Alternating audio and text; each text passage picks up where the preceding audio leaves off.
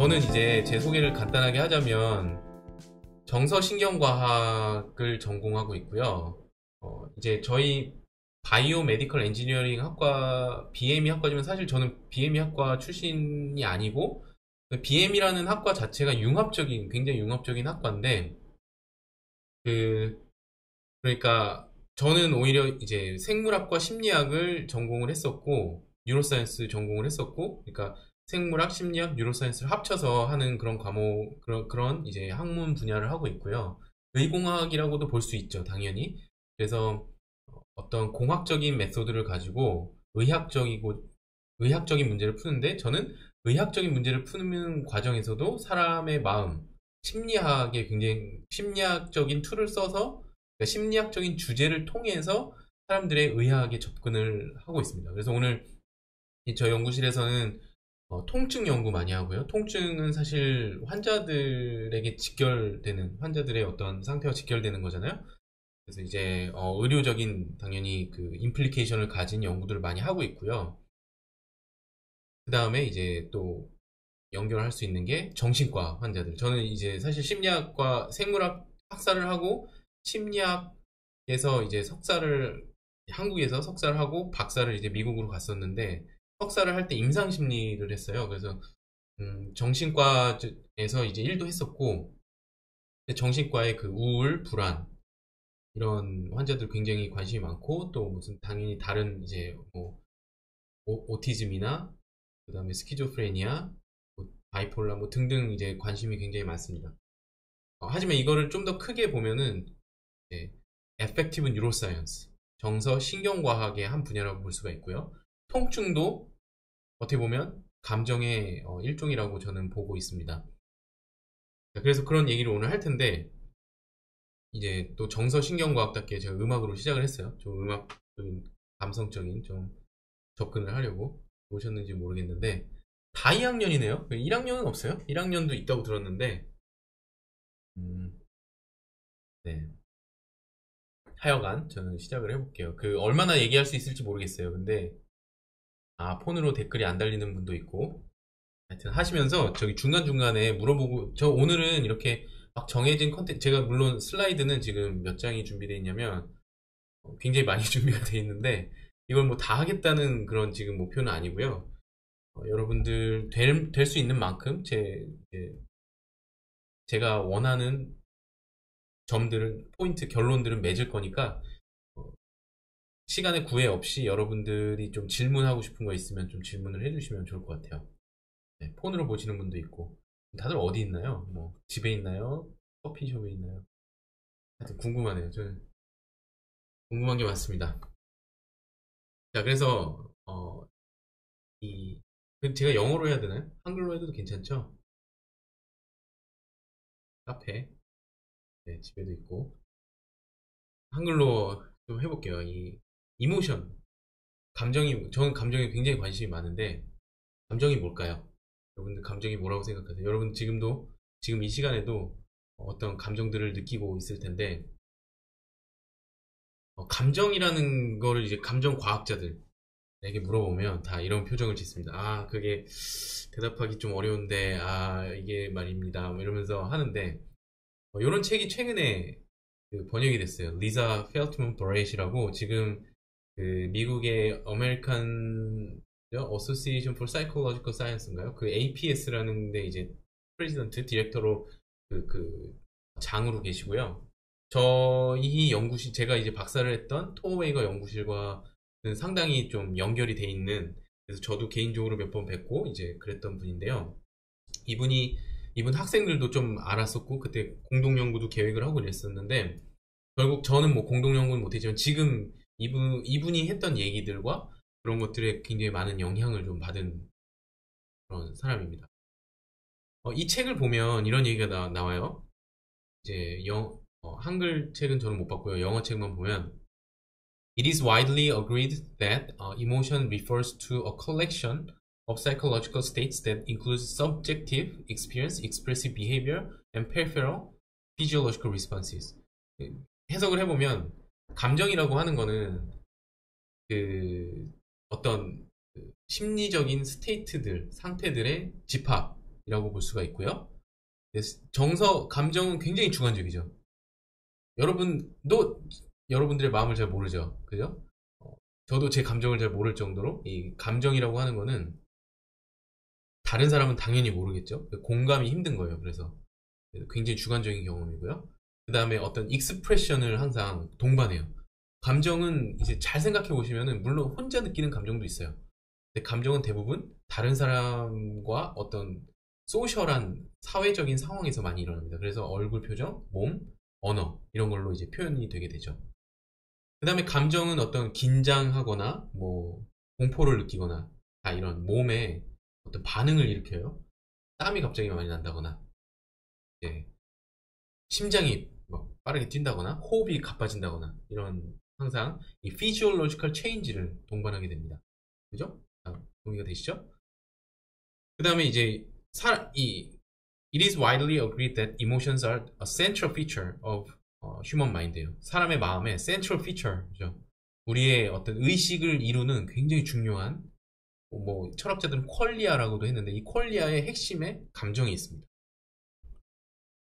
감정이 어떻게 보면 여러분 생각과 감정을 이렇게 나눠서 생각을 한다 그러면 사실은 나눠서 오늘 이제 말할 것 중에 이 감정과 생각, 인지와 생각 그러니까 커그니션과 에펙트가 이모션이 그렇게 나누어지지 않는다고 말을 할 건데 그럼에도 불구하고 진짜 생각해 보세요. 커그니션이 더 먼저 있을까요? 에펙트가 더 먼저 있을까요? 이제 많은 사람들이 물론 동의하지 않을 수도 있는데 저는 에펙트 연구자로서 에펙트가 먼저 있었던 것 같아요. 뭐 하여튼 이것만 가지고도 할 얘기가 너무 많은데 어떻게 보면 그 에펙트라는 거는요 잘 생각해 보시면 어떤 오르가니즘이 예를 들어서 세포, 단세포, 아메바라도 자기한테 좋고 안 좋은 게 있죠. 그런 것들을 표시해주는 하나의 그거가 주관적으로 경험되는 게 이모션이고 에펙트라는 것 자체는 좋고 나쁜 걸 구분하는 거예요. 좋고 나쁜 걸 구분하는 건 애기도 있고요. 동물도 있고 세포도 있어요. 세포에게도 자기에게 좋은 환경이 있고 안 좋은 환경이 있죠. 그런 것들이 바로 나타나는 게 에펙트라고 하는 거고 저희는 사람 같은 경우는 굉장히 지금 많은 진화를 통해서 굉장히 일레보레이트된 이 구조를 가지고 있기 때문에 좋고 나쁜 거를 느끼기에 아주 적합하죠. 그래서 몸이 먼저 반응하기도 하고 이제 주관적으로 느끼기도 하죠. 이런 느낌이 꼭 필요한 건 아니에요. 사실 살아남는데 그죠? 그래서 좋고 나쁜 거 식물에게도 에펙트는 있을 수 있어요. 자 하여튼 센트럴 피처예요. 그 다음에 근데 이제 문제가 뭐냐 왜 아까 What is emotion 할 때 이런 표정을 짓느냐 그 말은 제가 펜을 좀 사용하면서 할까요? 제가 원래 수업에서 이 펜을 사용하는데 여기서 지금 제 커서를 잘 못 보실 수 있으니까 잠시만요. 제가 펜을 좀 활성화를 할게요.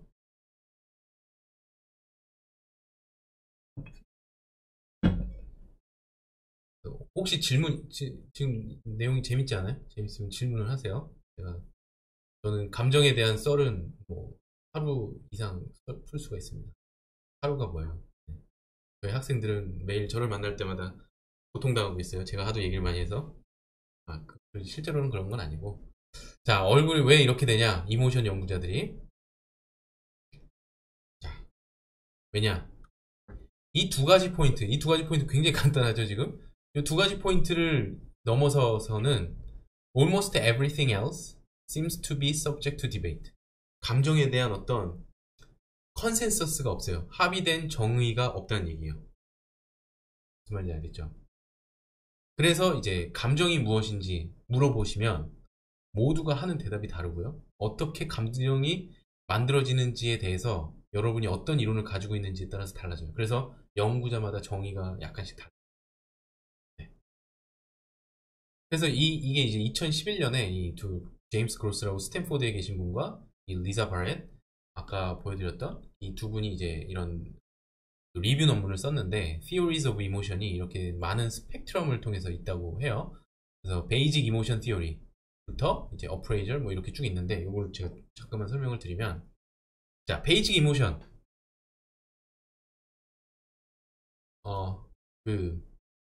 제가 갑자기 지금 든 생각이 이게 지금 의공학이랑 도대체 무슨 상관이냐 이런 여러분들이 혹시나 궁금해 하실까봐 네 안녕하세요 송지 학생 그 혹시나 궁금할까 이모션 아까도 말했지만 정신과 여러분들이 정신과 환자들을 돕는다고 생각해봐요. 이모션 모르면 할 수가 있을까요? 통증 그 다음에 많은 제 이제 의료인과 환자와의 관계가 얼마나 중요한지 아세요? 이 제가 볼 때는 이 약물로 치료하는 거든 모든 치료 행위의 효과의 50% 이상은 이 관계에서 나타나요. 관계로부터 이제 이루어져요. 그러니까 환자와 의사와의 관계가 좋으면 치료가 잘 돼요.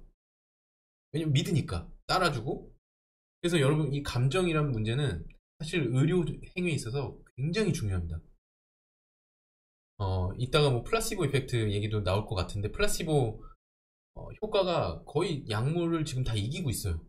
왜 그럴까요? 지금 플라시보의 어떤 플라시보 연구의 핵심에는 뭐가 있냐면 이 의료 치료 이 효과의 치료 과정에 이 감정과 맥락의 효과가 얼마나 큰지에 대한 데 있어요. 그래서 하여튼 의공학 개론이지만 전 지금 감정에 대해서 말하고 있어요.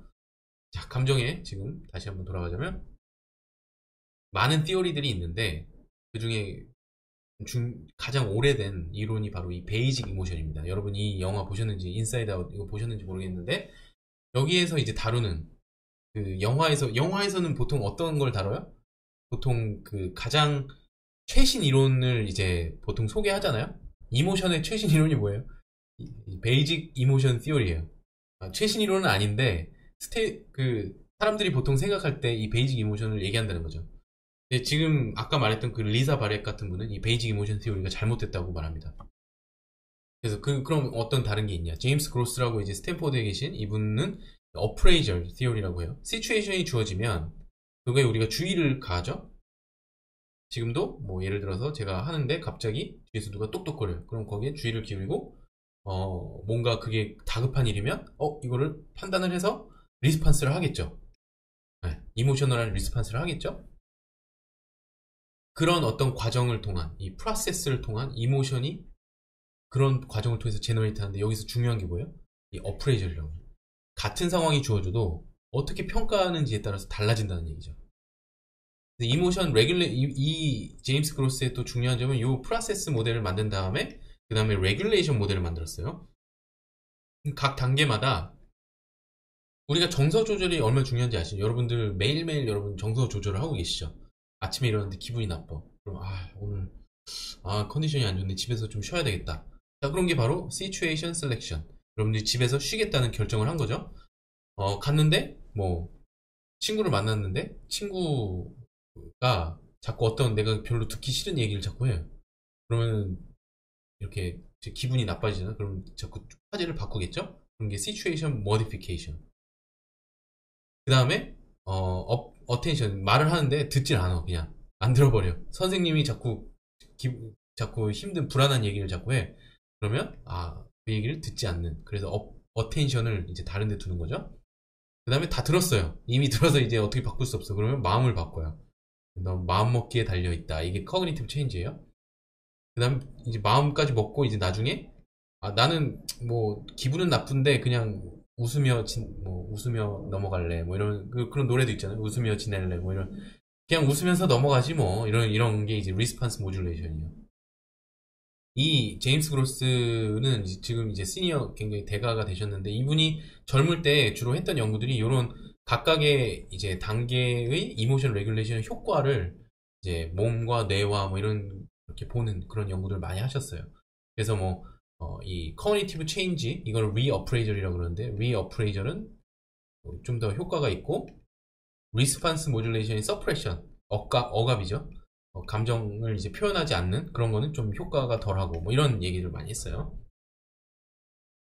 자, 그 다음 또 다른 것도 있어요. 이 어프레이저 모델에 굉장히 재밌는 모델인데 클로와 오토런이라고 하는 분은 이제 컴퓨테이션을 이모션을 컴퓨터에게 넣으려면 어떻게 해야 되냐 하면서 이제 어떤 아이디어를 가졌냐면 어떤 상황이 주어졌을 때 일단은 베일런스 좋냐 나쁘냐 이런 걸 판단하고 그 다음에 이게 어떤 사건에 대한 결과에 대한 거냐 그 다음에 포커싱 온 다른 사람에게 결과인 거냐 나에게 결과인 거냐 뭐 이러면서 이제 순서도를 만든 거예요 한마디로. 그래서 이런 순서를 가면 내가 happy for라는 감정을 가질 거고 이렇게 되면 뭐 리젠먼트를 가질 거고 뭐 이런 식으로 이 감정들을 어떤 순서에 따라서 어프레이저의 어떤 순서에 따라서 어프레이저는 평가라는 얘기거든요. 해석이라는 거죠. 어떤 사건의 해석의 그 종류와 질문에 따라서 이제 이모션들을 각각 맵을 하는 거예요.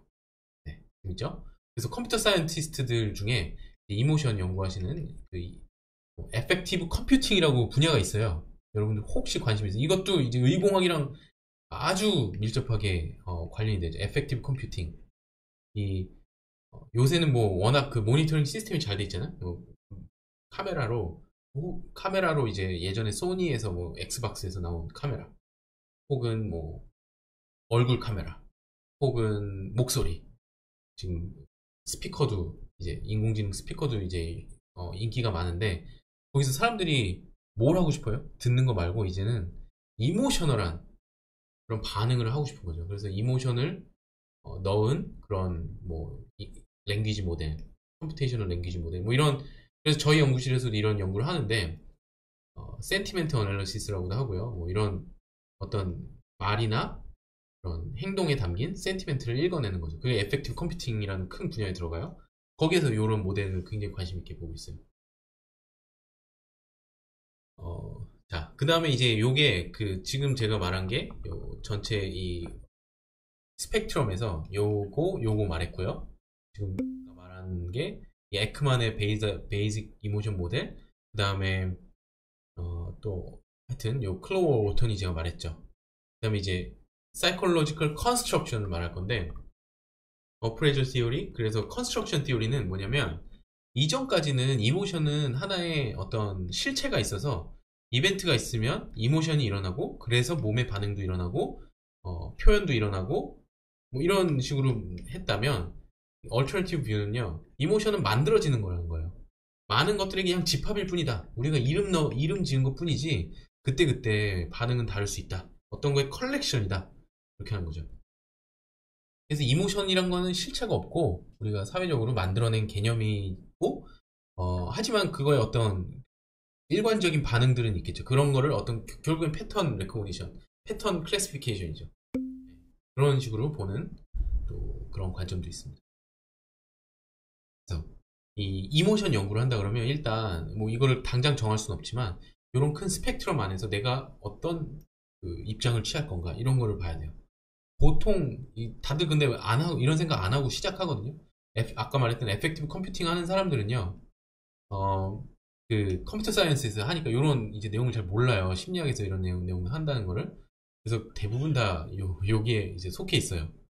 그 다음에 또 바이올로지.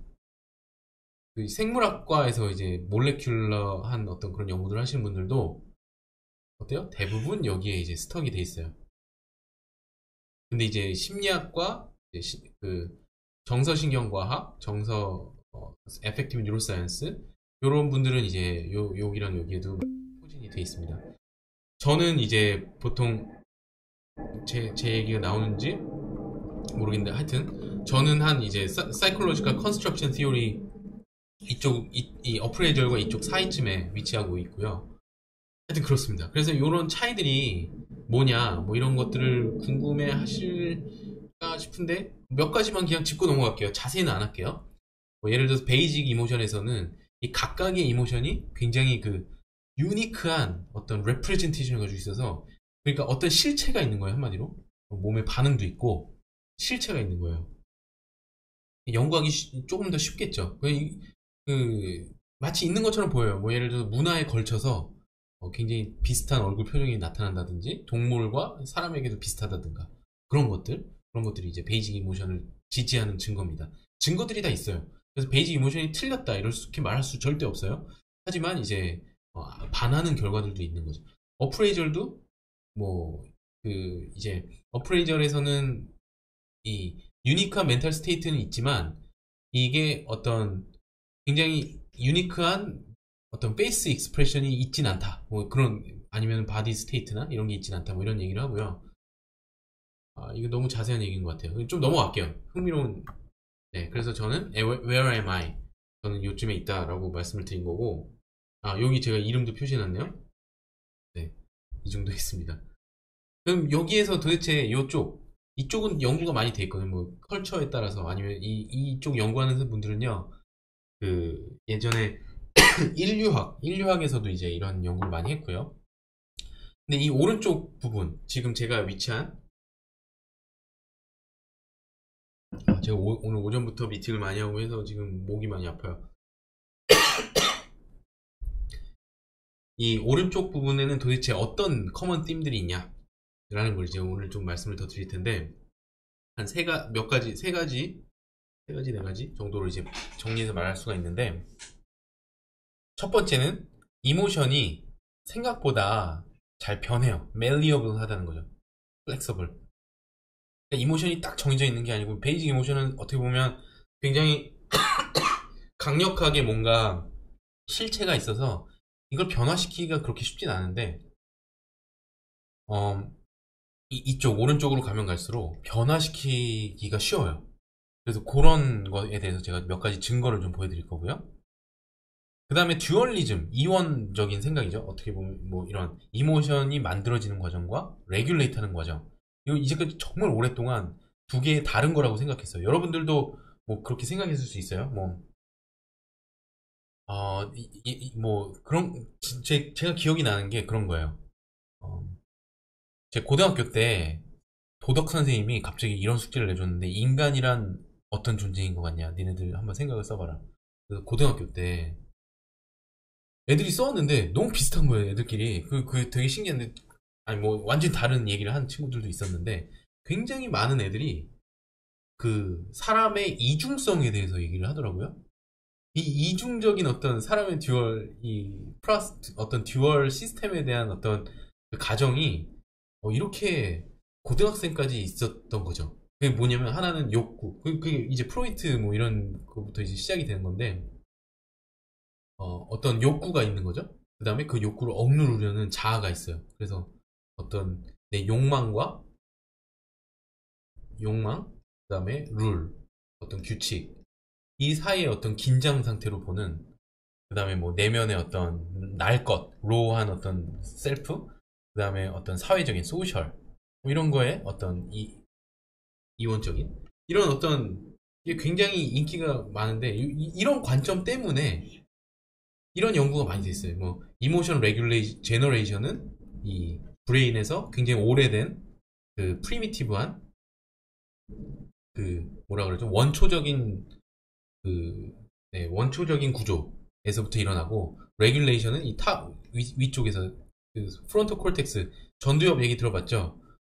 전두엽에서부터 이제 뭐 오는 그런 어떤 탑다운 레귤레이션이 이 가운데 프리미티브한 거를 억누르는, 약간 그런, 생기고 억누르고 이런 관점. 이게 틀렸다는 건 아닌데, 그렇게만 봤는데 그거에 약간 한계가 있어요. 그런 것들을 어떻게 극복할 수 있는지.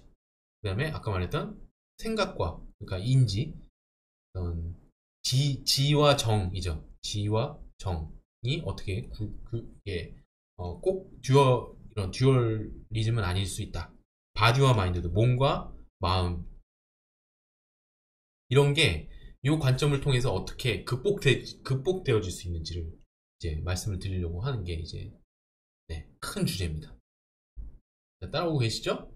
재밌어요? 재미없어요? 재미없으면 다른 주제를 해도 돼요. 네. 일단 별말 없을 때까지는 그냥 계속 할게요. 자, 그래서 첫 번째, emotions are more malleable than you think. 뭐, 페인조차, 이 페인이라고 하는, 통증이라고 하는 게, 여러분, 이전에 이제 이런 관점을 가지고 있었어요.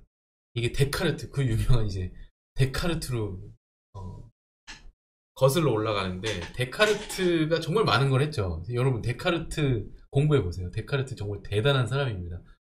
데카르트가 여러분 이제 통증에 대한 어떤 교과서를 보면은 이 그림이 뭐 안 나오는 데가 없어요. 심지어 최근의 톡까지도 뭐 다 이런 얘기를 해요. 왜 그러냐, 이 데카르트가 어떤 얘기를 했냐면, 이 외부에 자극이 있어요. 지금 불에 발을 댔죠. 아프면 이제 이게 어떤 선을 따라서, 몸을 따라서 쭉 가서 머리에서 띵동 하고 울려요. 이게 뭐예요? 이 어떤 뭐 예전에 벨띠올이라고도 하고요. 종이론이죠. 종이 울리는 거예요. 스페시피시티 티오리라고도 하고요. 그러니까 결국에 어떤 자극이 있으면 이 자극이 수동적으로 올라가서 머리에 이제 띵동 하는데, 이게 굉장히 옛날 얘기 같지만 지금 여러분들이 교과서를 보면 이런 그림이 나옵니다. 똑같아요. 여기가 이제 피부거든요. 지금 피부에서 어떤 자극이 있어. 그러면 그게 A 델타 C 너브 파이브를 통해서 여기 이제 어떤 리셉터들이 있겠죠. 그래서 쭉 들어가서 도설혼, 이 척수, 여러분들 여기 척수에 있는 도설혼에 들어가서 이렇게 가서 쭉 척수를 따라서 가서 이 midbrain, 여기가 midbrain이거든요. midbrain에 이제 가서 여기 달라무스가 여기 있는데 달라무스로 가서 이제 콜텍스로 가는 이런 그림이 있습니다. 이게 제가 여기 페인 패스웨이 버전 1.0이라고 했어요. 자, 이 사람들이 여기에 많이 이제 머무는, 여러분들이 의대를 만약에 나오면 의사들은 여기까지밖에 공부 잘 안 해요. 네. 아, 페인은 이런 거구나 하고 넘어가는데, 이게 아니라는 거죠. 페인은 여기서는 이 관점에서 뭐예요? 패시브한 어떤 수동적인 리스판스, 넉셔스 인풋에 대한 수동적인 리스판스가 됩니다. 자, 요 페인 패스웨이 버전 1.0에 근거한 치료가 어떻게 될까요? 자, 이거는 아주 기념비적인 논문이에요. 폴 멜작이라고 하는 지금 그 캐나다의 맥길에 계셨던 분인데, 이 멜작이 거의 페인, 그러니까 통증 과학의 새 역사를 쓰신 분입니다. 이분이 이제 1965년에 사이언스 논문에 이런 이제 리뷰, 어떤 뭐라 그러죠? 어떤 의견을 냈어요. 오피니언, 이런 피스를 냈는데, 여기서 이제 하는 말이 이거예요. 어떤 이런 벨 티오리, 그 선을 통해서 통증이 가서 머리에서 띵동하는, 울리는 그런 관점에서는 치료는 결국에 잘라야지 되는 거다. 그래서 잘랐어요. 진짜로 사람들이 잘랐어요. 옛날에. 여기도 자르고 여기도 자르고, 지금 이게 다 자른 번호들이에요. 8번, 9번, 10번. 보이죠, 여러분? 다 자르면은, 지금 다 여기 다 자른 건데, 여기 보시면은, 그 글을 이제 보시면은, 요 논문을 보시면, 효과가 항상 있는 게 아니에요. they don't always work. 셀렉티브한 베네핏이 있었고요. 그 다음에 어떤 때는 오히려 더 나쁘게 했었어요. 잠깐만 여기 목이 간질간질해서 기침 좀 하고 할게요.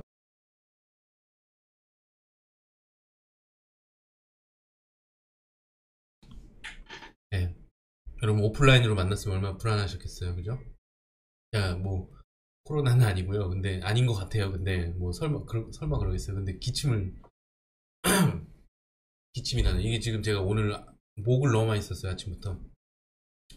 미안합니다.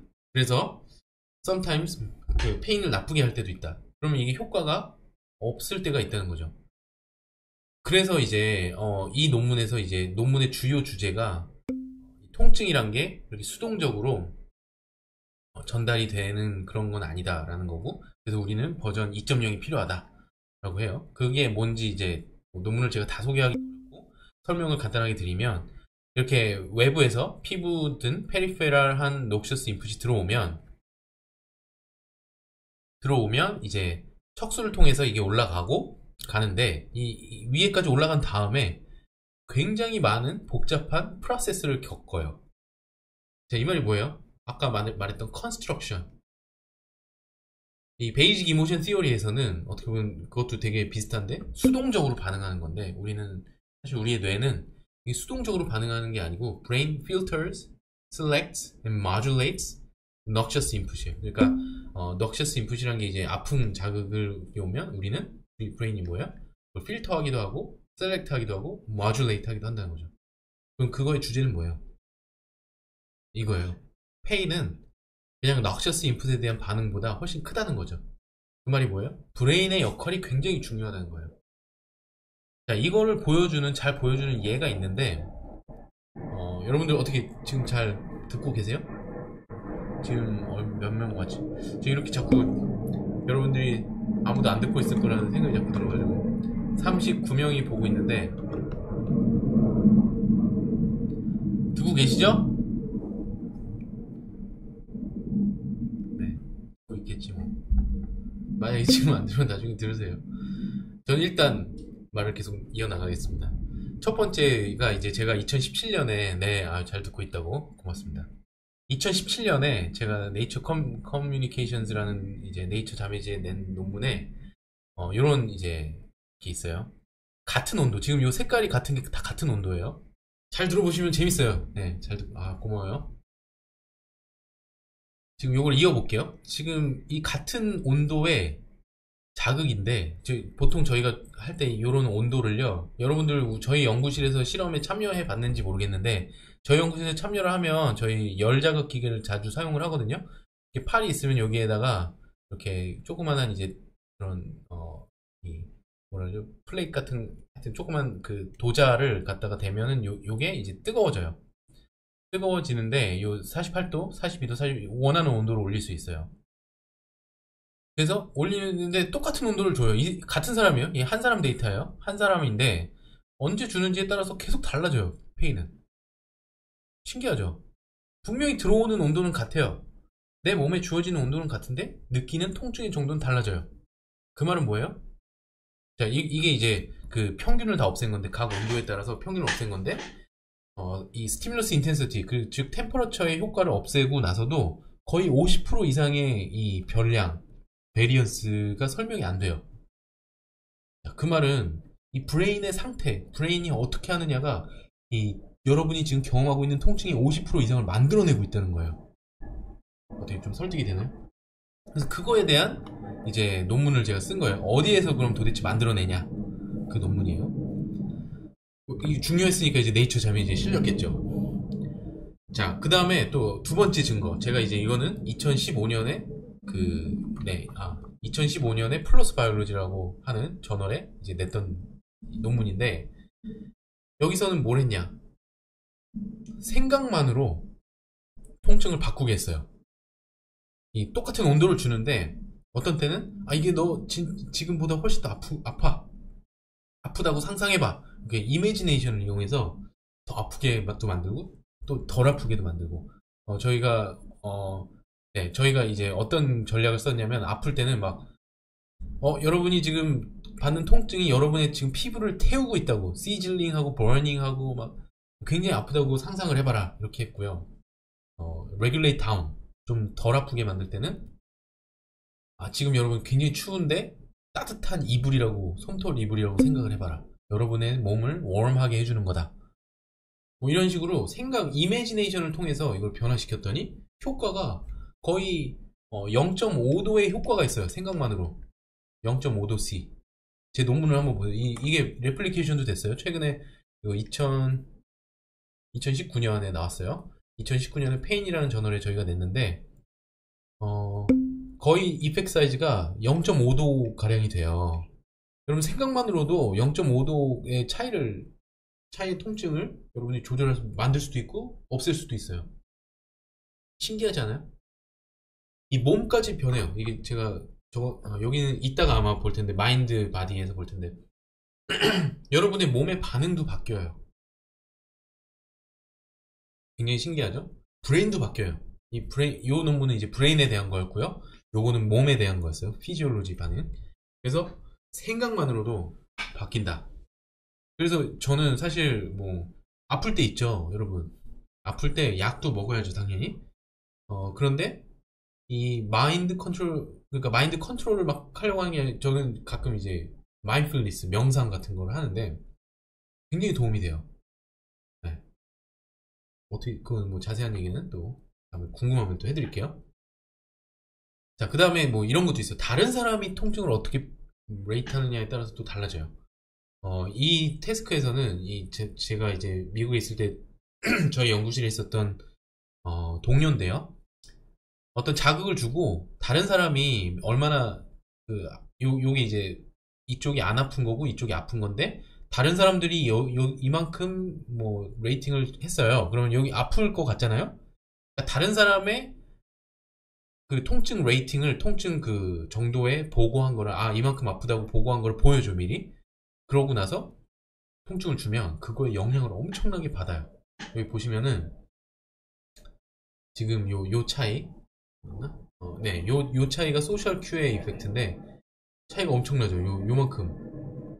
이게 거의 1도 이상의 차이가 나요. 이게 제가 보니까 소셜 이펙트, 그러니까 다른 사람이 그렇다 그러면 따라가는 거, 이게 약간 팔랑귀죠. 팔랑귀 이펙트가 굉장히 강해요. 사람이 기본적으로 우리는 소셜 그 오르가니즘들이죠. 그러니까 사회적인 동물이잖아요. 그렇기 때문에 사회적인 존재이기 때문에 다른 사람의 말을 엄청 들어요. 그러니까 통증도 저희 연구실에서 사실 재작년에 연구한 지금 아마 3, 4학년들은 가끔 이제 저희 실험에 참여했던 분들도 있을 텐데 저희도 이런 비슷한 실험을 했는데 굉장히 강력한 효과를 볼 수가 있었습니다. 네, 그 다음에 요거는 이제 익스펙테이션인데 플라시보 이펙트도 마찬가지인데 이때는 이 실험에서는 Q를 가지고 했었어요. Q를 어떤 Q, 예를 들어서 세모는 로페인 세모는 되게 이제 별로 안 아플 거다, 그리고 동그라미는 아플 거다, 이렇게 해서 두 개를 계속 학습을 시켜요. 세모가 주어지고 나서는 되게 낮은 수준의 통증이 오고 동그라미가 와서는 되게 높은 수준의 통증이 오고 막 그런 거죠. 그러면 같은 온도를 나중에는 같은 온도를 줘요. 똑같은 온도요. 를 줘도 이 Q를 받은 다음에 똑같은 온도를 얻으면 어떻게 돼요? 낮은 통증이, 그러니까 더 통증을 안 아프다고 보고하고요. 그 다음에 동그라미를 주고 나서 통증을 똑같은 중간 수준의 통증을 주면 아프다 그래요. 그러니까 지금 요게 두 개가 같은 온도예요. 다른 게 뭐예요? Q만 달라요. Q는 이제 그 통증을 주기 전에 주는 거예요.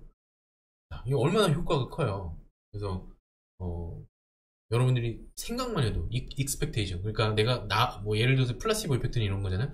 내가 이 병이 나을 거다 라는 익스펙테이션만 받아도, 가지고 있어도 차이가 난다는 거죠. 되게 많네요. 요것도 있어요. 요거 다 지금 다 제가 있었던 연구실과 또 제가 이제 논문에 사용했던 다 내용들이에요. 지금 요 전에 것도 그 2017년 제 네이처 커뮤니케이션즈 논문에서 나온 내용이고요. 물론 그 원래 데이터는 여기에서 발표가 됐었고, 요것도 이제 2017년 제 논문에서 나온 건데, 여기서 뭘 했냐면 perceived control. 이것도 재밌는데, 각각이 정말 다 재밌는 주제들이에요. perceived control은 통증을 여러분이 경험할 때 내가 이 통증을 내가 선택했다. 내가 이 통증을 받을지 안 받을지 선택할 수 있다. 어느 정도의 통증을 받을지 선택할 수 있다라는 그 어떤 통제감 있잖아요. 내가 이 상황을 지금 통제하고 있어. 예측 가능해. 요렇게만 돼도 통증이 확 떨어져요. 신기하죠? 그래서 요 C가 여기서 C가 이제 컨트롤인데, 요 차이를 보시면 돼요. 요 두 개와 요 두 개. 차이를 보시면, 여기 보시면 이제 perceived control 이펙트가 expectation보다 강해요. 자, 지금 제가 social 이펙트가 제일 강하고요. 제가 볼 때는. 그 다음에 perceived control, 그 다음에 expectation. expectation보다 여기쯤에 cognitive regulation, imagination이 요즘에 있는 것 같아요. 네. 여러분, 요런 걸 알면 이제 여러분들도 이제 아프거나 뭐 문제가 있을 때, 뭐 심리적인 문제가 있을 때 다 도움이 되죠. 디스트랙션도 도움이 돼요. 이거는 이제 준비하고 있는 논문 중에 하나인데, 이 아플 때 디스트랙션 굉장히 큰 효과가 있습니다.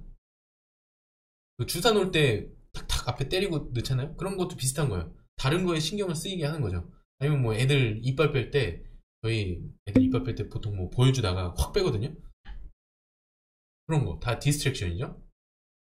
그래서 이 실험에서는 그냥 한 조건에서는 그냥 통증을 줬고요. 한 조건에서는 L이 나오면 왼쪽 클릭, R이 나오면 오른쪽 클릭. 굉장히 간단한 어텐션 과제고, 요거는 굉장히 어려운 과제예요. 이 300이라고 3개 전에 같은 글자가 나오면 클릭을 해야 돼요. 기억을 계속 하고 있다가.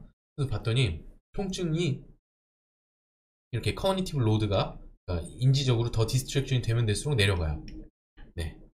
자, 하여튼 뭐 그래서 이거를 왜 어떻게 도대체 이렇게 여러분 페인 생각해보면 외부에 자극이 주어지면 그냥 아플 것 같은데, 페인조차도 이 이모션은 훨씬 더 제 생각엔 더 주관적이거든요. 더 컨텍스트에 따라서 변할 수가 있는데, 이 통증은 그래도 센서리한 감각적인 경험이잖아요. 그럼에도 불구하고 이렇게 영향을 많이 받는다고? 이렇게 생각이 들지 않아요?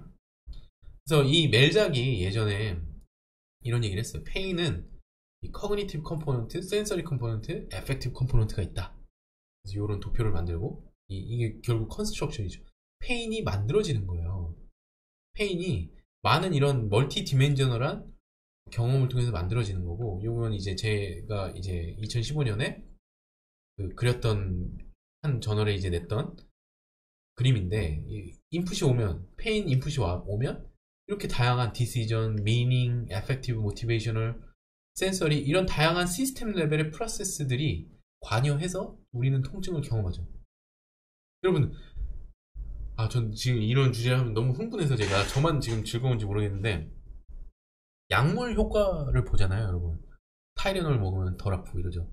그게 이제까지 여러분 다 어떤 물질에 작용해서 안 아플 거라고 생각했죠. 맞아요. 그게 반 정도 돼요. 반은 뭐예요?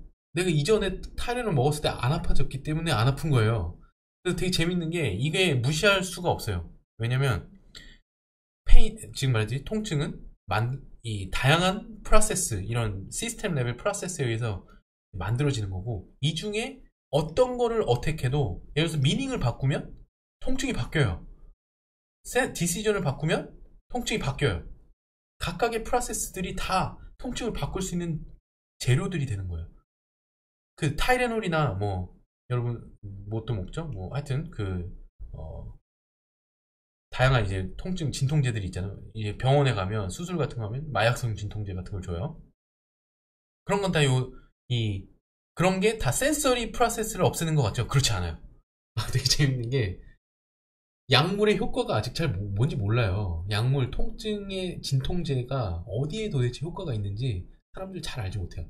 많은 이 생물학적인 연구자들은 다 이 피부의 이런 리셉터 수준에서 자꾸 약물을 개발하려고 그러는데, 사실 그게 얼마나 효과가 있을지 잘 모르는 거죠. 물론 효과가 엄청 좋죠. 그런 연구가 너무너무 중요한데, 그것과 동시에 어떤 연구? 이 다른 컴포넌트들을 어떻게 조절을 해가지고 치료할 수 있는지를 알아야 되는 거죠. 지금 미국에서는 난리가 났어요. 뭐가 난리가 났냐면, 한동안 여러분 뭐 하우스라는 미드 본 적 있어요? 너무 오래돼가지고 여러분들은 안 봤을 수도 있는 옛날 미드긴 한데, 이거 되게 재밌거든요. 하우스가 천재 의사가 나와서 딱 진단하고 막 이런 건데, 하우스가 계속 먹는 게 있어요. 옥시코돈이라고. 거기에 중독이 됐어요. 이 사람은 약간 다리에 문제가 있어서 쩔뚝거리는데, 통증제를 계속 먹는데, 그게 이제 옥시코돈이라고 하는 게 오피오이드계 아편계 진통제인데, 사람들이 이 아편계 진통제를 너무 많이 써온 거예요. 그래서 지금 미국에서는 오피오이드 오버도즈,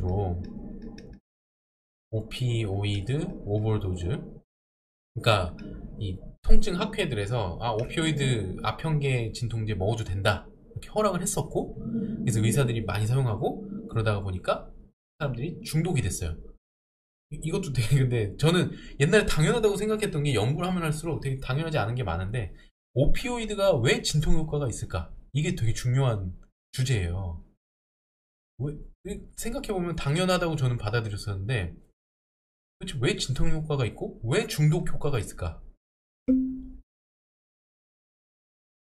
그러면 도대체 오피오이드를 먹으면 약간 유포리아 같은 게 있다라고 그러거든요. 그것도 사실 진짜가 아니라고 요새는 또 그런 얘기도 있는데, 오피오이드계 진통제를 먹으면 약간 기분이 좋아져요.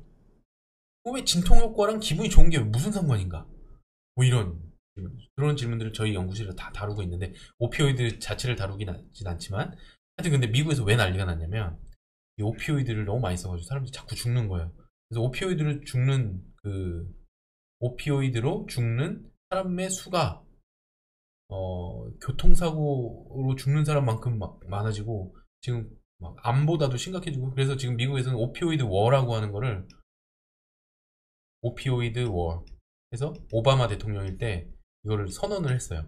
그리고 지금 가보시면 뭐 힐 이니셔티브, 하여튼 뭐 그런 NIH 국립보건원에서 우리가 오피오이드 진통제를 쓰지 않고도 치료할 수 있는 방법이 뭐가 있냐, 그것뿐만 아니라 뭐 만성 통증의 원인 해서 하여튼 통증 연구가 지금 펀딩이 엄청 많이 되고 있어요. 우리나라도 좀 그랬으면 좋겠는데, 생각보다 저는 미국에 있었으면 좀 더 연구비를 많이 쓸 수 있었을까 뭐 이런 생각도 드는데, 제 지도 교수님도 제가 이제 한국 오고 나서 이 힐 이니셔티브 이제 일부가 되셔서 엄청난 이제 연구비들을 받고 계십니다. 그게 뭐예요? 이 오피오이드 말고 다른 약이 뭐냐? 그래서 대체 의학 같은 게 지금 우리나라에서는 오히려 무시하고 있는 뭐 침이나 그런 침도 사실 근데 효과가 진짜 있나요? 몰라요. 근데 효과 있을 수도 있고 없을 수도 있는데 침 효과가 아니 그러니까 침 자체가 효과가 있냐 없냐라는 얘기가 자꾸 센서리한 거에만 집중이 되는데 사실 뭐 침을 맞는다 이런 게 미닝의 효과가 있을 수도 있고요. 여기에 효과 어디에 효과가 있을지 모르는 거예요. 그래서 그런 대체적인 치료 기법들, 명상, 마인 그 어떤 심리 치료 이런 것들의 효과를 연구하기 위해서 미국에서는 NIH에서는 그 NCCIH라고 컴플멘터리 그런 아예 통증에 대한 이 대체적인 치료 기법들을 얘를 플라시보도 어떻게 하면 사용할 수 있을지 이런 걸 연구하는 그런 아예 팀이 따로 꾸려졌고요. 아까 보여드렸던 그 아틀라스, 로렌 아틀라스라고 저희 제가 박사를 받았던 그 랩 출신의 학생이 여기에 이제 하나의 또 연구자로 있습니다. PI로 있어요. 그만큼 지금 굉장히 중요한 그 이슈고요. 우리나라는 제가 이제 한국에 와서 보니까 이런 관점에서 페인을 연구하고 있는 사람이 거의 없어요. 그래서 이제 뭐 저는 주장을 하죠. 제 연구가 의미가 있다 이렇게 주장을 하는데 다른 사람 좀 소수예요. 되게 마이너한 거죠. 그래서 브레인을 저처럼 사람을 대상으로 브레인을 보면서 통증 치료하는 사람들도 별로 없고요. 근데 의사들은 제가 하는 연구에 엄청 관심이 많아요. 근데 오히려 기초의학자들은 기초과학자들은 계속 왜요? 그 리셉터 연구하고 왜냐면 그 통증 그 채널 같은 거 있잖아요. 뭐 예를 들어서 열 자극이 오면 트리피온 채널이라고 캡사이신 채널이 열리는데 그 채널 연구하고 이런 거죠. 그런 것도 엄청 중요한데 사실 통증은 그것만 연구해서는 되는 게 아니죠. 네.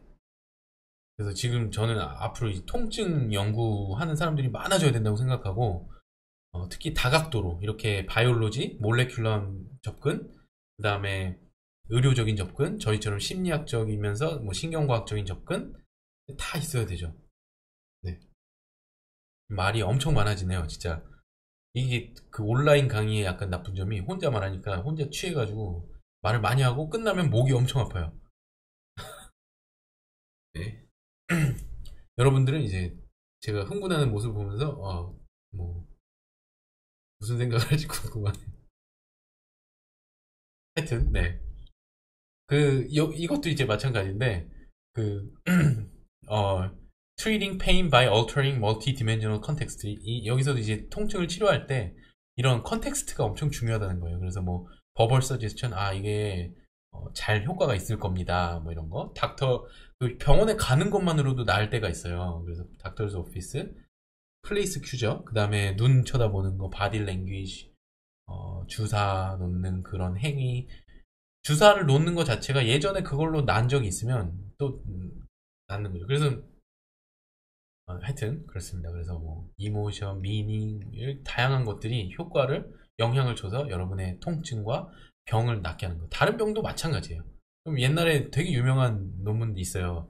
그 무릎에 그 뭐라 그러죠? 오스테오 아르트라이티스.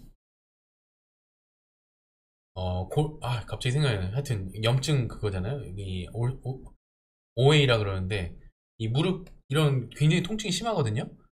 오스테오 아스트라이티스 통증이 심한데 이 사람들 무릎을 열었어요. 수술을 한다고 연 다음에 아무것도 안 하고 닫았어요.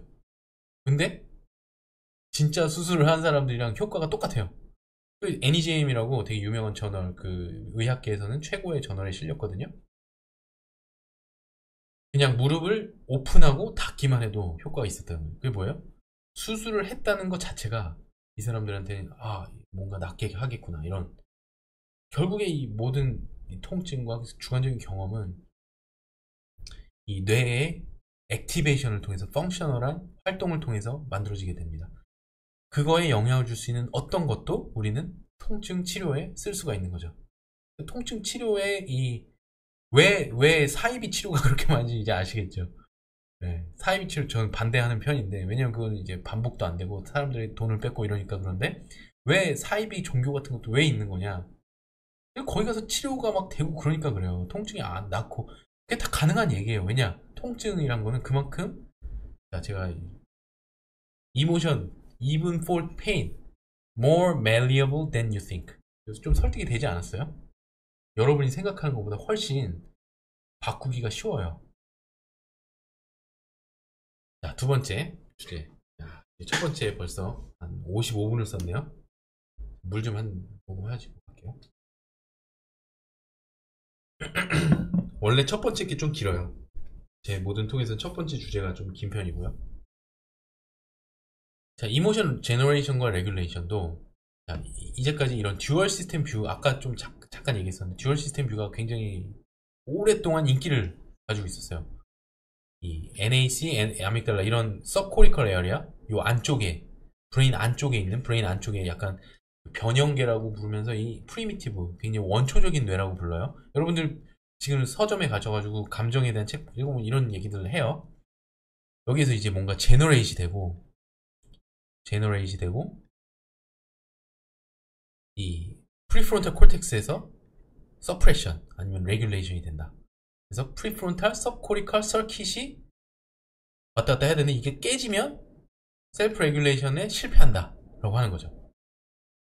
자, 그럼 이런 뷰들이 많았어요. 굉장히 오랫동안 그랬는데 도대체 뭐가 그러면 레귤레이트 되는 거냐, 도대체 이모션이 어딨냐, 이모션이란 게 정말 그 서브코리컬 에어리어에서 일어나냐, 그게 아니라는 거죠. 여기서는 사실 제가 자세한 얘기는 좀 넘어가면서 좀 큰 얘기를 할 건데, 현대 지금 과학으로 오면서 지금 결국 옛날, 그러니까 점점 사실 시간이 지나면서 과학은 단순한 거에서 복잡한 거로 조금씩 이렇게 발전되는 것 같아요. 물리학은 좀 반대로 갈 수도 있지만 그래도 뭐 거의 대부분의 학문들이 단순한 거에서 복잡한 거로 가는데, 브레인 연구도 굉장히 단순한 로컬 뷰, 그러니까 어떤 영역이 어떤 기능을 한다 해서 네트워크 뷰로 많이 바뀌었어요. 전체가 뭐를 같이 한다는 거죠. 그래서 이모션도 이전에는 뭐 아믹달라 하면 fear, 그러니까 공포가 아믹달라라고, 아믹달라 한글로 뭔지 모르겠는데 하여튼 아믹달라 영어로 그냥 아시면 돼요. 아믹달라, 이 아몬드, 여러분 아몬드라는 책 보신 적 있어요? 아몬드라고 소설이 있어요.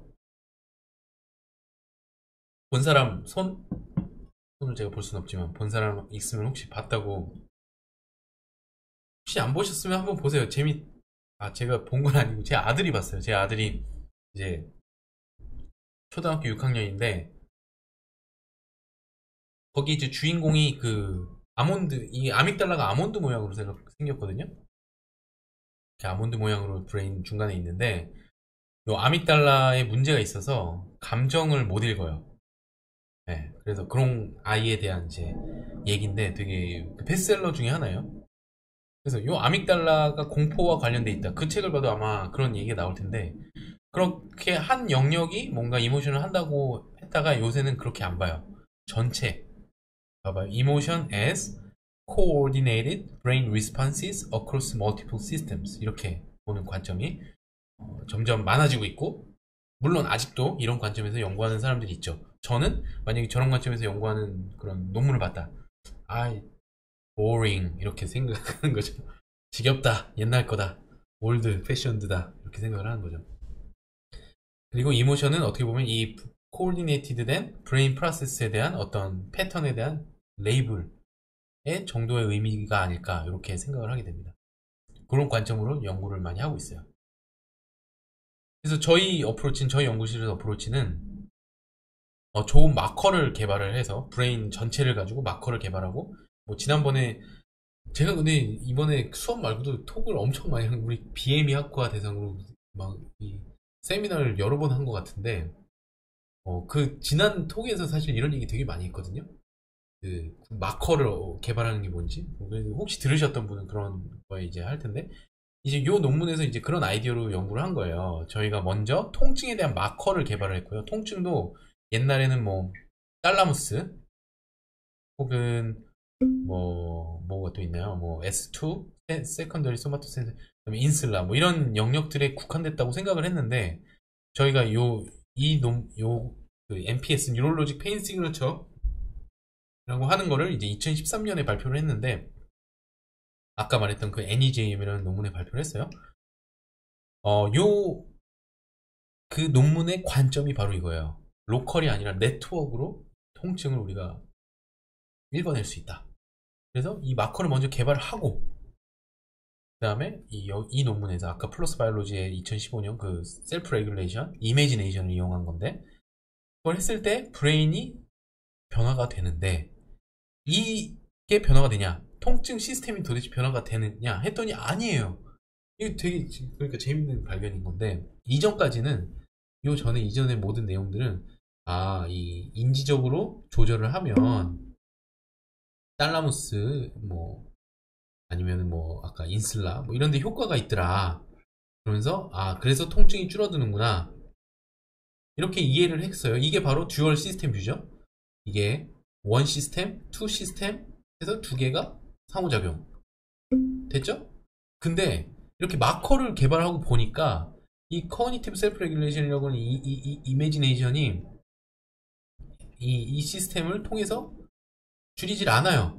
여기 X 말고 그게 아니라 대신에 이런 NAC VMPFC라고 하는 뭐 이 영역에 대해서는 이제 자세히 설명 안 하겠지만 이제 어떤 밸류 가치 어떤 것에 대한 가치 평가를 할 때 되게 중요한 것들이거든요. 이모션에 더 중요한 이런 패스웨이가 미디에이시 돼서 이거를 조절을 하더라. 그 말은 뭐예요? 통증에 1과 2가 서로 경쟁하는 구도가 아니고 1과 2가 동시에 통증에 영향을 미치는구나. 이렇게 된 거죠. 뭐 제가 사실 이 논문이 제 박사 때 처음 쓴 논문이거든요. 이 전엔 또 물론 퍼블리케이션이 있지만 이 논문이 저의 어떻게 보면 메인 첫 번째 프로젝트였는데 저에게는 아주 아이 오프닝 프로젝트였어요. 패러다임 시프트. 이전에 저도 다 이렇게 생각을 했었거든요. 어떤 인지, 콜티컬 에어리가 있고 여러분 제가 보여드리고 싶은 책이 있는데 잠깐만요.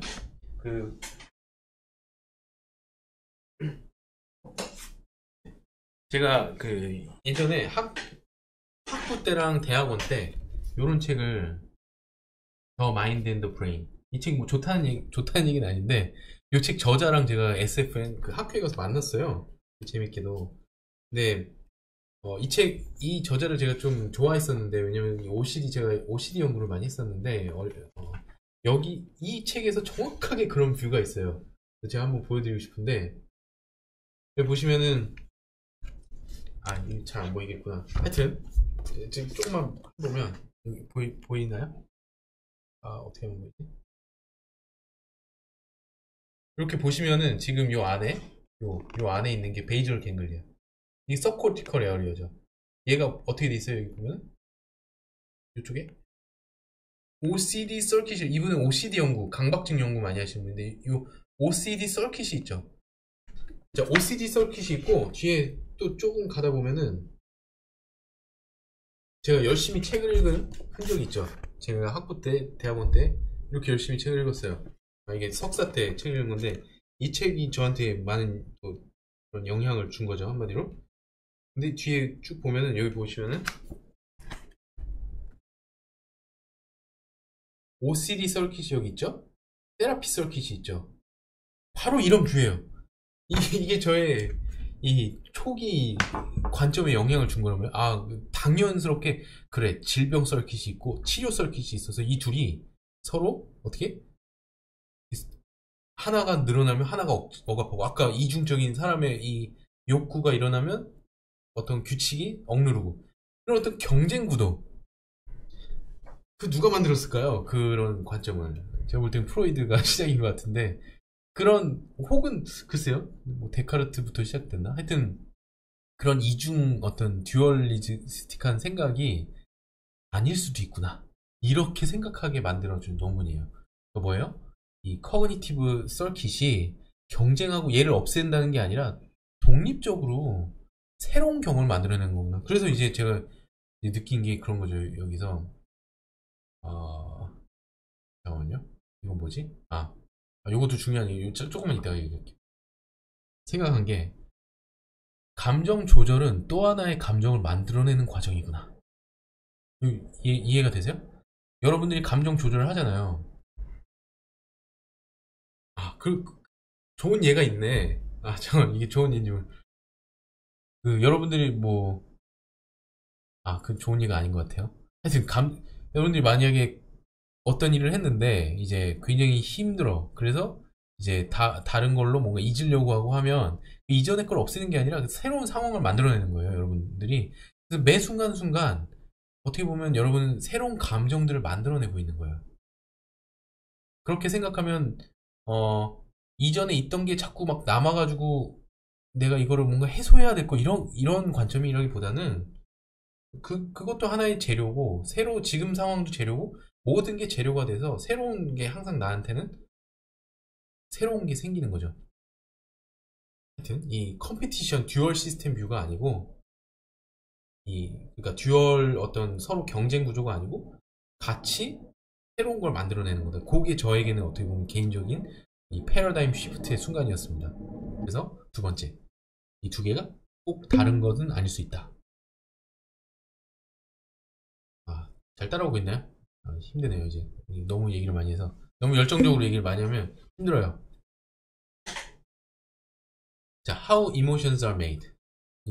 지금 세 번째 주제는 생각과 감정의 듀얼리즘, 이원론을 어떻게 극복할 것인가. 그래서 요 책에 How emotions are made를 보면은요, 이 책의 되게 주제가 저희 학생인데, 대학원생 학생인데, 이 친구가 이렇게 트윗에 날렸어요. Through prediction, your brain constructs the world you experience. 이게 리사 바렛의 코트예요, 코트. 인용문인데, 뭐라고 말한 거냐면, prediction 뭔지 알죠? 미래에 대한 이제 예측. 브레인은 항상 프레딕션을 한다고 그래요. 이 프레딕션이 도대체 왜 이모션에서 왜 중요한 거냐? 생각해보면 프레딕션이 너무 중요하다는 거예요. 그런 얘기들이 계속 나와 있어요. 그래서 페인과 페인 레귤레이션을 프레딕티브 코딩으로 보는 거예요. 그러니까 프레딕션이라고 그러면 굉장히 인지적인 과정 같잖아요. 내가 이론적으로 굉장히 이성적으로 과거를 이렇게 다 가지고 정보들을 가지고 뭔가 미래를 예측하는 거기 때문에 굉장히 이성적인 그런 과정인데 실제로 이성적인 과정이죠. 그게 뭐 이성과 감정을 딱 나눌 수가 없고 어떻게 보면 우리 감정도 이 프레딕티브 코딩이라는 거죠. 그래서 페인도 이런 지금 이 논문에서는 뭐라 그러냐면 이 통증에 대한 어떤 프라이어가 있고요. 이 빨간색이 프라이어. 그러니까 전에 예측하는 게 있고 내가 옵저베이션 새로운 걸 경험하면 그걸로 이제 포스테리오 사후 분포를 여러분들 제 통계 수업을 들었으면 아마 이거 이해를 할 텐데 사전이 있고 새로운 옵저베이션이 있고 그러면 포스테리오 프로버빌리티가 생기는데 빌리프를 업데이트하는 거죠. 이런 업데이트하는 과정이 빌리프 업데이트가 굉장히 커그니티브한 것 같지만 사실은 통증에도 지대한 영향을 미친다는 거죠. 그래서 이렇게 생각하는 거예요. 이건 좀 어려운 얘기일 수도 있는데 쉽게 좀 풀어내보면 쉽게 해보도록 할게요. 어떤 컨텍스트가 있어요. 여러분들이 예를 들어서 지금 여기서는 치료 컨텍스트, 약을 먹는 상황이에요. 치료 컨텍스트가 내가 약을 먹는 게 그 약만 있는 게 아니고 약과 관련된 많은 어소시에이션들이 있죠. 연결된 것들이 있죠. 약 하나에 이거 우리 엄마가 오늘 먹으라 그랬는데 엄마라는 것도 있고 의사 선생님한테 처방받은 의사라는 것도 있고 이게 다 연결돼. 이게 필이 약물이잖아요. 그 알약에 닥터 연결돼 있죠. 서포트, 트러스트, 와이코트, 메디슨, 큐어 이런 게 다 연결돼 있어서 네트워크처럼 여러분에게 어떤 시멘틱한 이 알약이란 게 딱 여러분의 머릿속에 들어오면 그것과 관련된 정보들이 쭈쭈쭈쭈 액티베이트 되는 거죠. 그럴 때 바로 감정이 이건 좋은 거다 일어나고 내가 치료가 되겠구나 이렇게 하면 통증이 줄어드는 거죠. 네. 트리트먼트가 안 되면 연결이 또 다른 식의 멀티 디멘셔널한 프라이어가 있겠죠. 그래서 이런 컨텍스트가 이런 걸로 영향을 미쳐서 이 몸에 영향을 미치고 이제 통증과 어떤 몸의 상태를 변화시키는 겁니다. 그래서 이런 게 바로 emotion as meaning construction. 감정이 결국에는 이 의미, 내가 가지고 있는 이 세상에 대한 의미를 컨스트럭션하는 과정 이겠구나 이렇게 결론이 되는 거예요. 그래서 어떤 음식을 먹을 때 이 음식에 좋은, 이게 맛있는 건지 건강에 좋은 건지 뭐 내 몸의 상태, 내가 배고픈지, 뭐 다른 사람들은 바나나가 좋다고 하는지, 뭐 이런 다양한 것들을 통해서 내가 의사결정을 하고 이 바나나에 대한 감정을 일으키고 먹게 되는 거죠.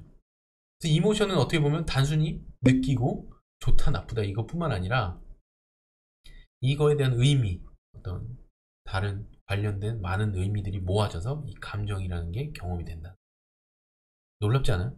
너무 재밌어가지고 제가 대학원 때 이제 연구실 가는 걸 되게 고민을 많이 하면서 이제 결국 제 지도교수였던 토어 웨이거, 지금은 다트머스 대학에 계신데 제가 갈 때만 해도 콜로라도 볼더 대학에 계셨는데, 그분한테 가고 나서 제가 정말 너무너무 연구를 재밌게 했어요. 이런 것들을 다 사실 저는 제 지도교수님한테 많이 배운 거죠. 그래서 이제 이 도표도 제 지도교수님이 이제 토 웨이거, 제 지도교수님이랑 아까 말했던 로런 아틀라스, 이 두 분이 이제 이 네이처 리뷰즈 뉴로사이언스에 내면서 요런 이제 어떤 아이디어를 가지고 있어요. 저는 이게 너무 마음에 들었어요. 그래서 뭐냐면 이모션을 Visceral Affective Conceptual Pattern Generation 프로세스로 보고, 이 midbrain에서 이렇게 어떤 패턴들이 일어나면, 패턴들이 일어나는데 여기서는 비서럴 패턴, 그러니까 뭐 가장 기본적인 이런 더멀 레귤레이션이나 페인 정보, 이런 것들이 일어나면 그런 것들이 이제 이 서코티컬 에어리어 midbrain에서 어떻게 해야 되는지, 이게 좋은 건지 나쁜 건지 이런 판단을 먼저 하고요. 그런 것들이 브레인에 와서 이 굉장히 다양한 영역들의 정보가, 예를 들어 메모리, 뭐 컨텍스트, 소셜, 인트로셉션, 퓨처 이벤트에 대한 어떤 생각들 다 들어와서 어떤 하나로 이런 것들이 다 인그레디언트들로 모아져서 이 뇌에서 하나의 경험으로 경험된다는 거죠. 네. 그래서 요 듀얼리즘도 이렇게 굳이 나눌 필요가 있을까?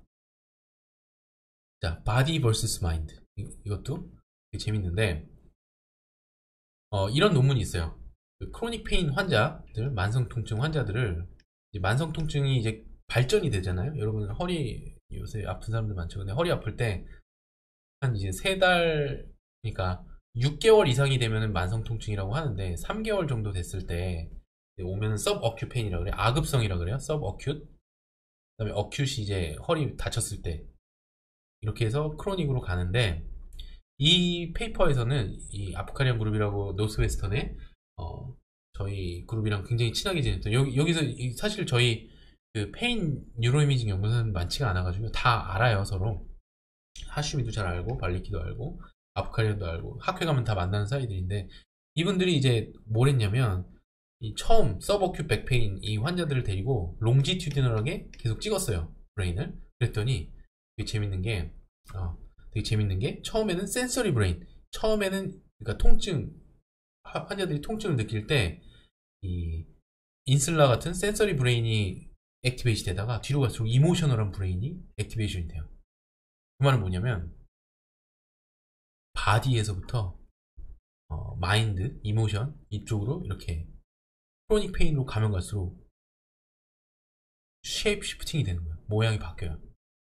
통증의 어떤 중요한 원천이 바뀐다는 거죠. 여러분, 지금 제가 2시 47분인데, 3시까지만 해도 될까요? 이게 아마 뭐 75분은 아마 채웠을 건데, 제가 준비한 게 좀 있으니까, 혹시 뭐 나가고 싶으시면 나가도 되고. 잠깐만, 이게 근데 저희 출석 체크를 누가 하나요? 제가 잘 모르는데? 출석 체크 어떻게 하지? 혹시 출석 체크 저기 교수님 하시는, 잘 모르겠네요. 여러분들 하여튼 출석하셨으면 채팅을 해야 되나? 아닌데? 그럼 또 핸드폰으로 보고 계신 분들은 못하죠. 링크를 제가 보내드려야 될까요? 한번 좀 알려주세요. 제가 잘 몰라요. 이 수업을 제가 지금, 저는 시간만 듣고 이제 하는 거라서 그 외에 얘기를 못 들었어요. 하여튼 그렇고 조금만 더 할게요. 되게 뭐 나가실 분은 이제 나가셔도 되고, 혹시 출석 체크를 해야 되면 출석 체크 링크를 제가 이따가 보내드릴 건데 거기다 하시면 되고. 자, 그래서 저희가 이런 거에서 이제 착안을 해서 근데 여기 되게 재밌는 게 네 번째 이 크로닉 페인 환자들, 만성 통증 환자들의 뇌를 보니까 이 사람들의 통증과 코릴레이트된 상관이 높은 영역들을 보면 이 디폴트 모드라고 알려지는 우리가 생각을 하거나 이 과거에 대한 기억을 떠올리거나 미래에 대한 계획을 할 때 그럴 때 이 액티베이션 된 영역들이 관련이 돼요. 이게 셀프 레퍼런셜 프로세스라고도 했었는데 근데 불린 적도 있고 한데 그러니까 자기와 관련된 어떤 프로세스를 할 때 우리가 생각을 할 때 이 액티베이션 되는 영역들이 크로닉 페인에 되게 관련이 있는 거예요. 그래서 저는 그런 가설을 가지고 있는 어떤 질병이든 만성화가 되면 여러분들 이게 재밌겠다고 싶으면 저희 연구실에 오셔서 좀 이후에 연구를 합시다. 이런 가설을 가지고 연구한 사람들이 많지가 않아요. 근데 저는 되게 맞는 것 같은 게 만성화가 되면서 이 병이 나의 일부가 되는 거예요. 저는 이 셀프라는 게 되게 애매한 개념 같지만 연구를 하기엔 너무 애매한 개념이죠. 자아라는 거. 근데 너무 중요한 개념인 것 같아요. 뭐냐면 나가 있고 내가 아닌 게 있어요. not me가 있어요. me가 있고 모든 오르가니즘에는 이런 구획이 있잖아요. 내가 있고 내가 아닌 게 있고 요거를 침범하는 게 바로 통증이죠. 그죠?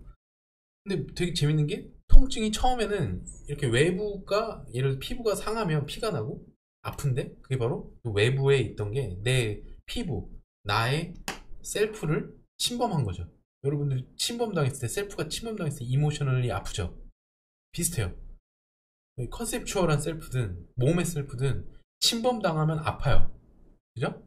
그 바운더리가 정말 중요해요. 여러분 혹시 심리적으로 바운더리를 이제 셋업하는데 문제가 있을 수도 사실 대학생 때 여러분 2학년들 1학년들 많으니까 제가 대학 1학년 2학년 때 많은 고민을 했던 부분 중에 하나 바운더리예요. 저는 그때는 이제 뭐 심리학도 잘 몰랐던 때지만 이 나라는 게 뭔가 그리고 내가 다른 사람의 예를 들어 부모님과 나와의 바운더리가 되게 약하잖아요. 잘할 때는 근데 점점 독립해가는 과정이 내 바운더리가 강해지는 과정이거든요. 그 바운더리 셋업을 잘하는 게 되게 중요해요. 그게 건강한 사람이 다른 사람과 더 잘 지낼 수도 있어요. 좋은 일도 많이 할 수 있고요. 선한 사람이 될 수 있어요. 바운더리가 약하면 오히려 자꾸 침범당하고 주고 받고 이런 게 되게 어렵고 오히려 이모셔널 페인을 많이 경험할 수가 있어요. 하여튼 저는 셀프 연구를 그래서 저희 연구실에 셀프 연구를 많이 합니다. 근데 요 크로니피케이션 만성화 어떤 병이라도 만성화가 된다는 거는 제 생각에는 이 어떤 병이라고 하는 게 외부에 있었다가 내부로 들어오는 그런 과정인 것 같아요. 셀프의 일부가 되는 거죠. 요 가설을 가지고 저희가 뭐 이런저런 연구를 하고 있는데 아직 뭐 꿈은 큰데 지금 이제 조그만 것부터 시작을 하고 있어요. 그래서 그런 것 중에 하나가 이제 이 Free Association Semantic Task 같은 건데 저희가 이 내용을 들은 분이 있을지 모르겠는데 여기서 이제 뭐 어떤 걸 하냐면 저희가 시드 월드를 줘요. 뭐 눈물 이런 걸 주면 그거 연상되는 단어들을 하나씩 받습니다. 뭐 예를 들어서 이건 제가 진짜 데이터는 아니었던 것 같고요. 누가 페이크 데이터인데 가짜인데 눈물 그러면 뭐 사랑 하면 여자친구 곱창 여자친구랑 곱창을 먹었겠죠? 곱창 음대 여자친구 음대생이야 음대 아니면 뭐 곱창을 먹고 음대를 갔든지 음대 피아노 공연 공연했던 사람들이 왔는데 질투가 나서 슬펐고 다시는 뭐 사랑하네 뭐 모르겠어요. 갑자기 롤이 생각나다 페인 희망 모르겠어요. 이런 어떤 생각의 흐름을 저희가 보는 연구를 했어요. 이 각 단어마다 받는 시간을 되게 짧게 해서 각자 사람들이 이제 필터링 자기 검열을 너무 많이 하지 않고 얘기할 수 있도록 도와줬고요. 저희가 지금 외부로도 개발을 해서 혹시 여러분들 관심 있으면 검사하실 수 있고 이렇게 해서 이제 저희가 뭐 이것저것 물어봤는데 재밌는 게 이제 이렇게 모은 단어를 가지고 저희가 다시 스캐너 안에서 MRI를 안에서 이제 이 단어들을 보여주면서 이거의 개인적인 의미에 대해서 좀 생각을 해봐라. 이 단어를 생각해라. 이렇게 물어봤어요.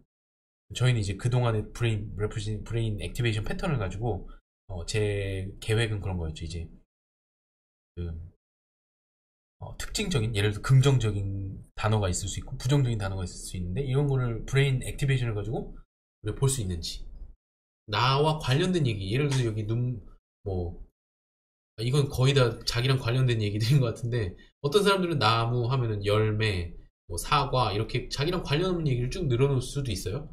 그러다가 갑자기 사과 했는데, 엄마가 생각난 거죠. 밤에 깎아준 엄마의 사과가 생각나고, 뭐 갑자기 그리워져서 고향이 생각나고, 뭐, 하여튼 뭐 그런, 이제 자기와 상관없는 게 있다가 상관 있는 게 나타나고, 막 이렇거든요. 그럴 때 이 브레인 액티베이션이 어떻게 다른지, 뭐 이런 거 보고 싶어가지고 이제 했는데, 그동안에 이 헐빛을 또 쟀어요. 그랬더니 되게 재밌는 게, 부정적인 단어를 볼 때 헐빛이 달라져요. 더 느려져요. 왜 느려질까요? 뭐 잘 모르겠지만 피지올로지컬한 변화가 이 단어만 생각해도 일어난다는 거죠. 이게 뭐예요? 생각이 몸에 영향을 미치는 거죠. 네. 그리고 이제 다른 이론적인 얘기들도 있는데, 이건 뭐냐면 간단하게만 얘기하자면, 이 VMPFC라고 하는 영역이, 이 아까도 말했지만 그 value 혹은 뭐 시멘틱, 그런 과거에 대한 기억, 미래, 셀프 뭐 이런 거에 관련이 되게 많은 영역인데, 이 영역이 몸을 조절하는 역할을 한다고 그래요. 그래서 비서럴 모터 네트워크인데, SNS 들어봤죠? 오토노믹 너블 시스템. 오토노믹 너블 시스템이 있는데, 오토노믹 너블 시스템을 센트럴리 조절해요. 이런 얘기 들어본 적이 있는지 모르겠지만, 여러분들의 헐빛, 여러분의 그 땀나는 그런 땀나는 수준, 뭐 이런 게 다 브레인에 의해서 통제가 돼요. 그래서 센트럴 오토노믹 시스템 뭐 이런, 이 지금 그림이 거기서 나온 이 논문, 지금 갑자기 세이퍼라고 하는, 세이퍼 2002였나? 하여튼 이 논문에서 나온 건데, 거기서 센트럴리, 그러니까 브레인에서 오토노믹 너블 시스템을 컨트롤하는 그런 거에 대해서 말을 하는데, 결국 뇌가 몸을 조절한다는 거죠. 그래서 마인드와 바디, 브레인과 마인드, 바디, 그 세 개가 따로 떨어뜨려서 생각할 수가 없어요. 네, 여기 있네요. Central Autonomic Nervous System. 이런 말은 처음 들어봤을 거예요. Autonomic Nervous System 많이 들어봤고요. Central Nervous System 많이 들어봤죠? 네? Central Autonomic Nervous System. 여기서는 뭐예요? Conscious한, 의식적인 Visceral Perception. 몸에 대한 자각 혹은 몸에 대한 통제. 이런 게 굉장히 중요하다. 이게 감정이 있어서 굉장히 중요하다는 거죠. 자, 그래서 굉장히 복잡한 이런 네트워크를 통해서 우리가 몸을 조절을 하고 있어요. 그래서 저희 연구실에서 이제 정리입니다. 저희 연구실이 이제 코코안 랩이라고, 혹시 가보고 싶으시면 코코안